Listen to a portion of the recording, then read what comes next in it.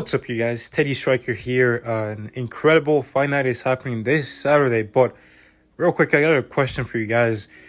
It's a very, very interesting one, but why does the UFC hate Jared Cannonier?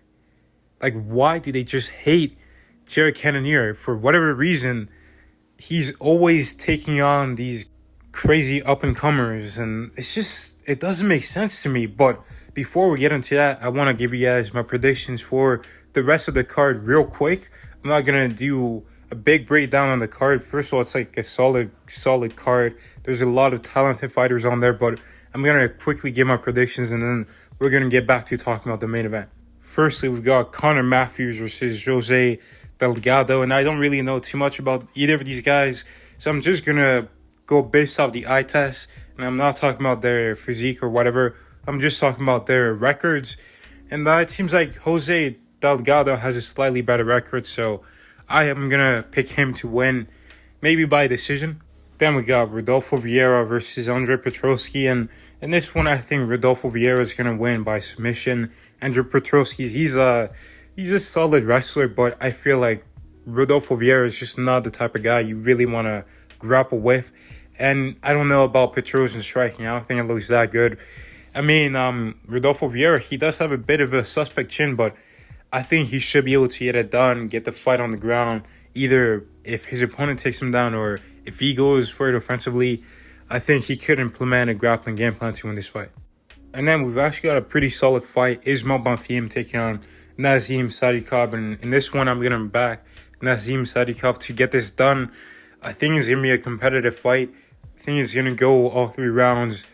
But yeah, it could be a close fight, but I think that Sadikov is going to edge this one out.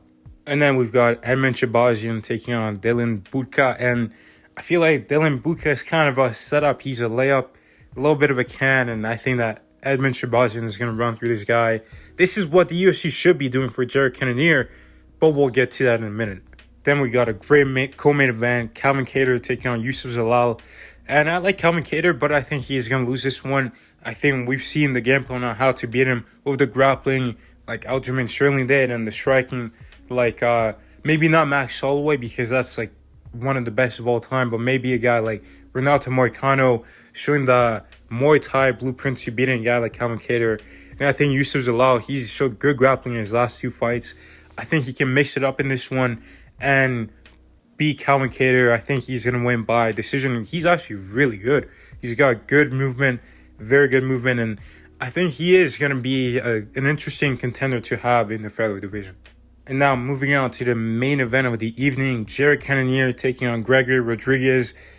And I think that Cannonier is going to get knocked out very early in this fight. I think he doesn't make it past 2 rounds. We've seen lately the old generation of middleweights, Israel Adesanya, Robert Whittaker, those guys, they're getting passed up by the newer guys. They're getting finished early. They're not as dominant as they used to be. They've lost a step. They're not in their primes anymore. And I think we're going to see the same thing with Jared Cannonier. And we've already kind of been seeing it. The difference is he was competitive. He could have arguably been winning the fight against Imavov, or at the very least, it was like very, very even. The Borrello fight, he arguably won 2 rounds in that fight as well. Very competitive, but I feel like his body's just giving up on him. And to be honest, I don't think he really was known for a guy with a really solid chin, with a granite chin. He was knocked out in the light heavyweight division, and we had seen guys like Kelvin Gastelum rock him real bad. And then we saw Pillow Fist Marvin Vettori rock this guy, and Imavov rocked him real bad. And it seemed like Borrello like took the soul out of him. Like that knockdown he had on Cannonier was insane. It was very, very brutal, kind of scary.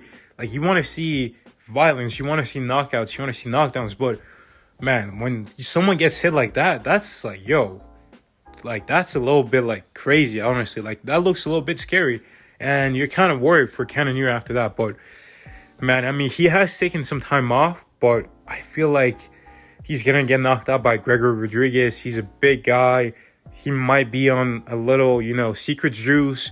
I'm not throwing accusations out there, but this guy is huge. He's got good grappling, crazy power, and he is pretty durable too.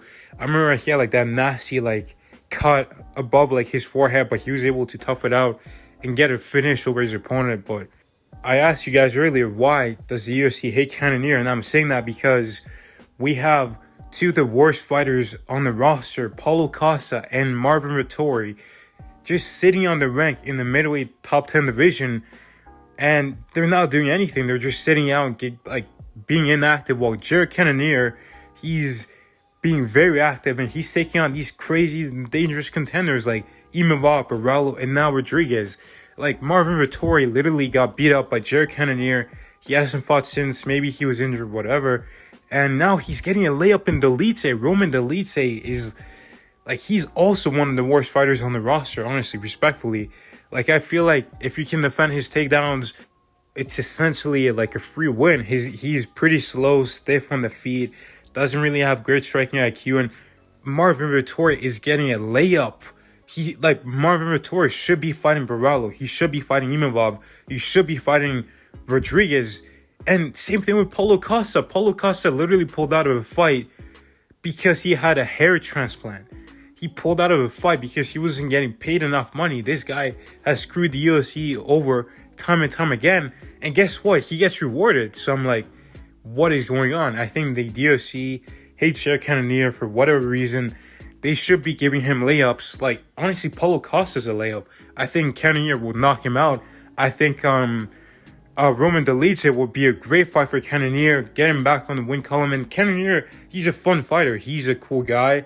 He has exciting fights. Like, Vettori's boring. Like, Vettori, he literally has no knockdowns, no finishes, nothing. Like, this guy is just, like, he's not really that good. Same with Paulo Costa. Like, his last one is against an old, washed-up Luke Rockhold who had been knocked out like 5 times in his career. And guess what? Paulo Costa couldn't even drop him. I mean, Costa is like, I really just don't like Paulo Costa. I don't like Marvin Vettori.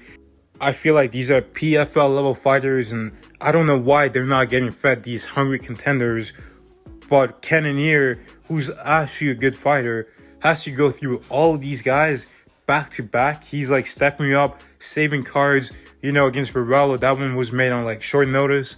And, you got guys like Costa, like screwing main events over, getting things scrapped. And then he gets Robert Whittaker after pulling out of a fight against Khamzat Chimaev. And then he gets Sean Strickland after getting beat by Robert Whittaker. And now he's probably going to fight someone else in the top 5 instead of fighting young, hungry up-and-comers. I mean, man, the UFC is just crazy. It's weird. It doesn't make sense. But yeah, I think that Cannonier is going to get knocked out. And yeah, it's just going to be sad to see because he's still trying to get to the belt, get to the top. But the UFC isn't doing him any favors while he's actually doing them favors. We'll see what happens. So hopefully Cannonier wins, but I really doubt it. But either way, that's my predictions for this week's fight night. Let me know your guys' predictions down below. Thank you guys for watching. God bless. And I'll see you after the fights.